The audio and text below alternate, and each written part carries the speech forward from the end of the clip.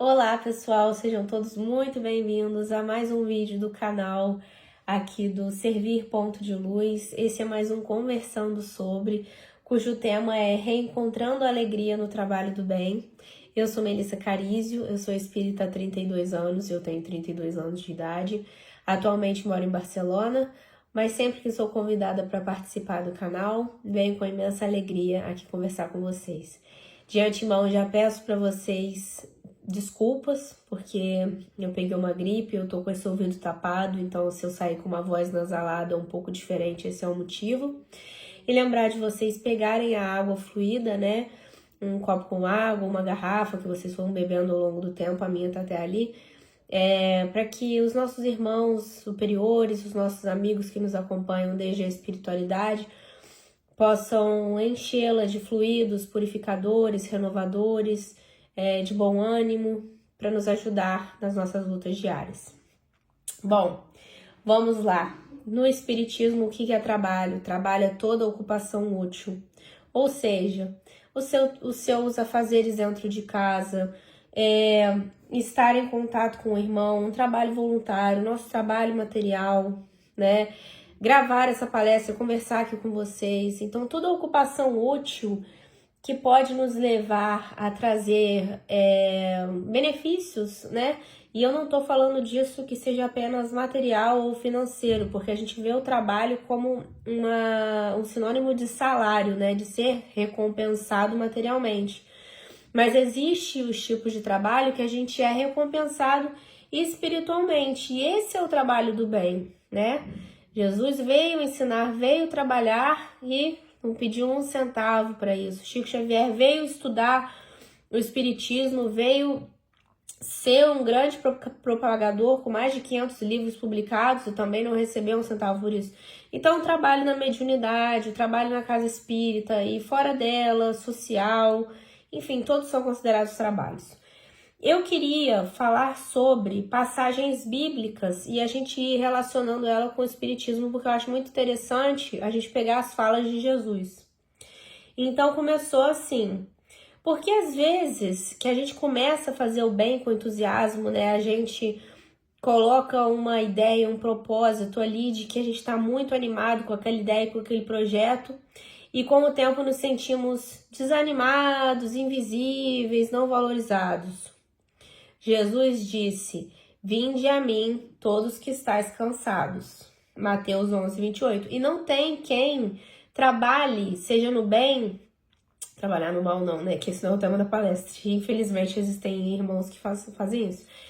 Mas não existe gente que trabalha no bem que não seja recompensado. Uma hora vai ser. Pode não ser aqui na Terra, mas uma hora vai ser recompensado. São os bônus horas que a gente diz, né? Porque fazer o bem só faz bem, né? Então a gente às vezes fica cansado da rotina, ou fica cansado que a gente queria ter um cargo diferente, ou que a gente queria ser promovido, ou ter mais visibilidade, ou que alguém nos desse parabéns, falasse, nossa, seu trabalho foi muito bom. E às vezes a gente espera esse reconhecimento, mas tudo isso é egóico. Então a gente vai a Jesus cansado pedir esse bom ânimo, né? Então a verdadeira alegria, ela não depende do reconhecimento, aplausos ou resultados externos, mas da consciência tranquila e do serviço realizado com amor.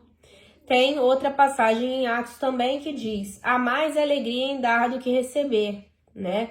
Então a gente sai desse eixo do ego, né? De querer ser recompensado, de querer ter um posto importante, um cargo de representatividade. E eu tô estudando o Consolador no meu outro canal espírita, um projeto pessoal que eu tenho, perdão. E uma das questões, a gente falando sobre sociologia e o espiritismo, fala sobre os cargos públicos, né? Se as pessoas elas terão responsabilidades. Eu tô até com um livro aqui, talvez eu ache a pergunta.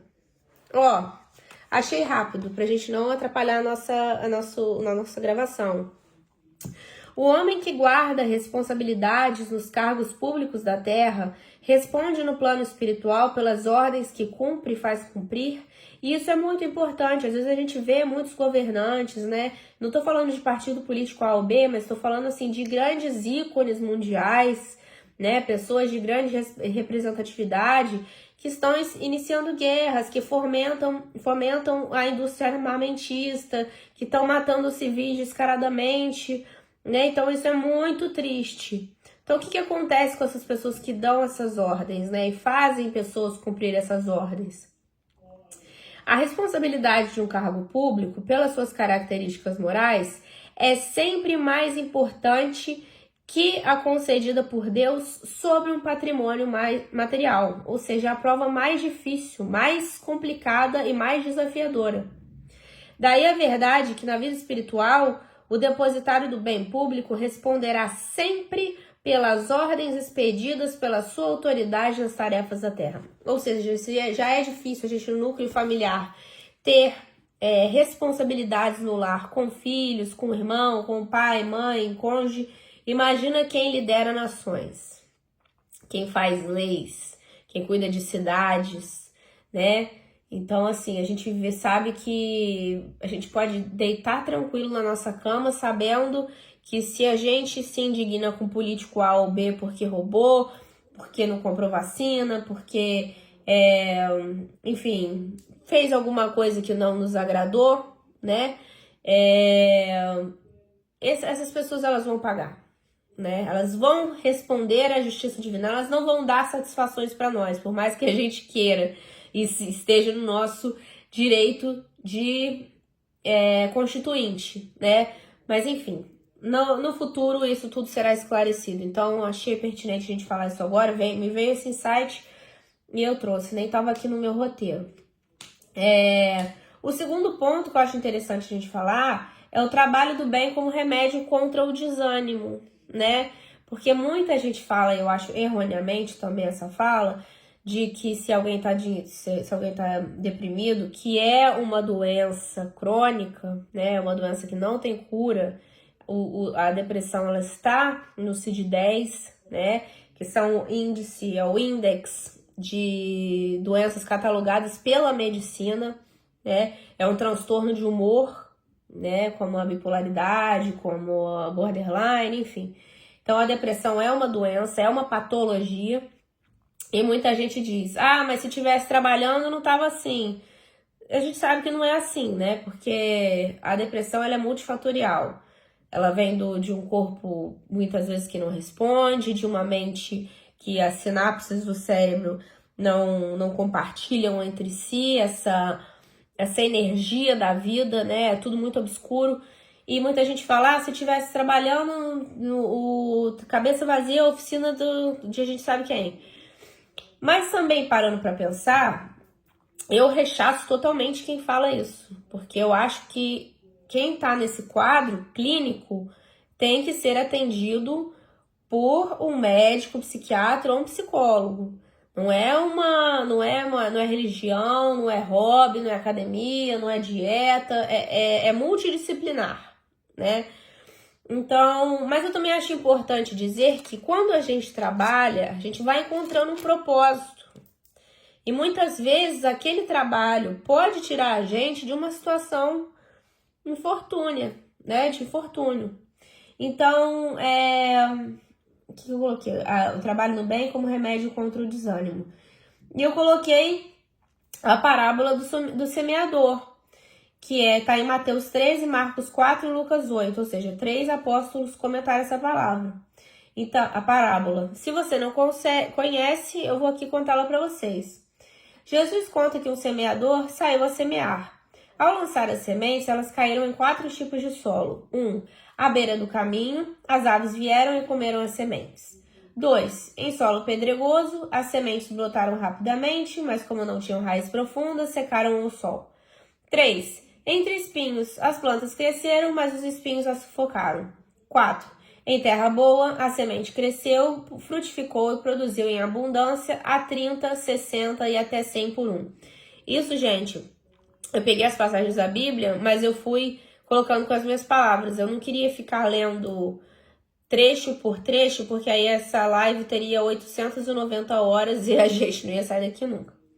Então, qual que é o significado desse simbolismo, né? Por que Jesus falava por parábolas? Porque ele falava para as pessoas mais humildes, né? Da camada mais de vulnerabilidade social, né? Para pescadores, para mulheres da prostituição, para doentes que eram renegados. Então ele usava de uma linguagem mais acessível, né? Para dar essa como se diz? Agora eu esqueci. Para dar essa moral, né? No final tem um ensinamento de moral. Então, o que é a semente? Seria a palavra de Deus, né? O ensinamento espiritual. O solo seria o coração das pessoas. Então, à beira do caminho são os que ouvem, mas não compreendem, não se interessam, a mensagem não permanece. O solo pedregoso recebem com entusiasmo, mas desanimam diante das dificuldades. Entre espinhos, a mensagem é sufocada pelas preocupações, ambições e distrações do mundo. E a terra boa são os que ouvem, compreendem e colocam em prática, produzindo frutos. Então, assim, falar, gente, é muito fácil. Eu acho que aqui a gente não tá na beira do caminho, que a gente não ouve e não se interessa. Porque se a gente tá aqui hoje, a gente tá interessado em ouvir a palavra de Deus. Mas eu acho que a gente também muitas vezes está nesse solo pedregoso, que a gente recebe com entusiasmo, mas desanima diante das dificuldades. E muitas vezes aquele projeto que a gente tem acaba morrendo. Então, nem toda semente germina, mas é dever do semeador semear. A alegria está na fidelidade ao bem, não no controle dos resultados. Foi o que eu coloquei aqui. Então, muitas vezes a gente também pode até ser mentor de outras pessoas, né? Estar treinando alguém, passando essa mensagem para alguém. E a gente esperava um pouco mais de reconhecimento, né? Como a gente comentou, mas não desanimar com os resultados, porque a gente tem um tempo limitado aqui na Terra. Então, todo projeto que a gente puder colocar em prática, coloquem. Aprender uma nova língua, estudar um instrumento musical, participar de um clube de leitura, né? Aprender a correr, que agora todo mundo é corredor. Aqui na Espanha está uma febre, está uma loucura. Então, aprender a correr, né? Encontrar um jogo que você pode compartilhar com seus amigos, né? Um jogo de tabuleiro, um jogo na internet que você possa estender sua rede social, né? Tirar uma certificação, começar uma faculdade nova, por que não? Todos nós, isso tudo é trabalhar no bem. Todo o tempo que a gente investe na gente, que traga bons frutos, é um trabalho importante, né? Outro ponto que eu coloquei aqui foi Jesus como modelo na alegria de servir. Jesus veio trabalhar e ele, com o último prego que levou a martelada, ficou muito emocionado com isso, não desanimou na alegria de servir, porque ele ainda pediu perdão para Deus, dizendo que nós não sabíamos o que fazíamos. Então, nem ele que tinha todos os motivos para nos abandonar, e não faria jamais, porque é o ser mais perfeito de luz, superior de todos, continuou em meio a todos os solos que ele plantou, né, aos pedregulhos, às terras revoltas, aos corações em desalinho, em raiva, em incompreensão, e continuou o seu trabalho. Então, Jesus como modelo na alegria de servir. Ele, mesmo diante da incompreensão, da perseguição e da traição, ele continuou servindo. Nós temos a passagem do lava-pés, que está em João 13. Durante a última ceia com os discípulos. Jesus levanta-se da mesa, tira o manto, coloca uma toalha na cintura, derrama água numa bacia, começa a lavar os pés dos discípulos. Naquele tempo, lavar os pés era tarefa de servos, pois as pessoas caminhavam por estradas empoeiradas. Quando chega a vez de Pedro, ele resiste. Senhor, tu me lavas os pés a mim? Jesus responde que ele ainda não compreendia o que estava sendo feito. Depois de lavar os pés de todos, Jesus diz: se eu, sendo Senhor e Mestre, vos lavei os pés, também vós deveis lavar os pés uns dos outros. Então aqui o Mestre, né, sendo guia, sendo um ser de luz superior, sendo o nosso melhor amigo, o Filho de Deus, ajoelhou para servir. Quem somos nós para recusarmos trabalho? Né? Então, a alegria espiritual nasce da humildade. É muito importante a gente ter essa humildade. É importante a gente ter, não acho que ambição é a palavra, mas acho que é importante a gente ter um projeto, a gente concretizar, criar métodos, né, para poder concretizar eles, pedir opiniões, fazer pesquisa, né, fazer parte de uma comunidade, enfim, estar em contato com outras pessoas, com animais, né? Meu pai fazia trabalho com pessoas de situação de rua, também era um trabalho muito interessante. Então, assim, não faltam oportunidades para a gente servir. Mas lembrando sempre que eu acho que o mais importante, que a gente falou na live toda, seria da nossa humildade interior. Se Jesus deu o exemplo da humildade, que a gente também tenha. Que a gente esqueça os pensamentos. Esquece. Eu tenho estudado muito sobre uns tipos de psicologia que é assim, eu tô tendo um pensamento ruim. Só pare de ter. Corte aquele pensamento e mude para outro, porque pensamentos não são fatos. Né? Eles se tornam fatos se a gente continuar alimentando eles. E a gente sabe que tudo começa pelo pensamento. Então não desanimemos, não escutemos comentários que sejam improfícuos, não esperemos reconhecimento, façamos as coisas de coração aberto, porque a gente vai ver a verdadeira transformação, né? E para finalizar, eu acho que a alegria é consequência da coerência, né? O espírita reencontra a alegria quando vive o que estuda, né? E nós estudamos, nós temos que estudar muito, né? Só de obras de Chico Xavier são 500, não estou falando só de obras básicas, nem sistematizado, nem de estudo de mediunidade, não, são romances, são esse livro incrível que eu estou lendo. Então, assim, vive o que estuda, pratica o que aprende e transforma a teoria em ação. E uma passagem sugerida que eu queria finalizar com ela seria em Mateus 5,16, brilhe a vossa luz.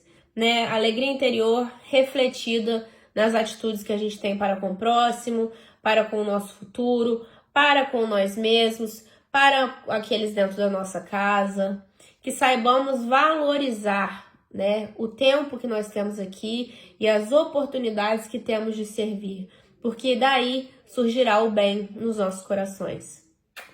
Beijos, fiquem com Deus e até a próxima live. Tchauzinho.